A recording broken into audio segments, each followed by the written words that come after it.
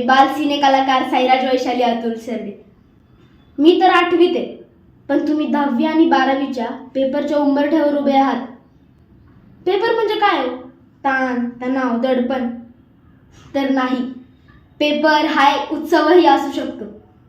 म्हणून आपले महाराष्ट्र राज्याचे मुख्यमंत्री देवेंद्र साहेब फडणवीस, शिक्षण मंत्री दादाजी भुसे यांच्या मार्गदर्शनाखाली एक निर्णय घेण्यात आलेला आहे की 10वी 12वीचे पेपर हे भयमुक्त, तणावमुक्त, कॉपीमुक्त असावेत.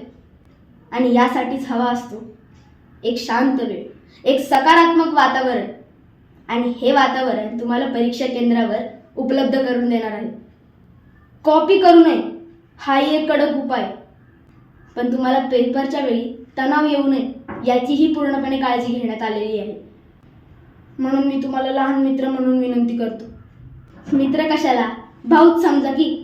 माझ्यासारखे तुमचे लहान भाऊ बहीण यांना अहिल्यानगर आनंददायी परीक्षा पॅटर्न याद्वारे आदर्श ठेवा.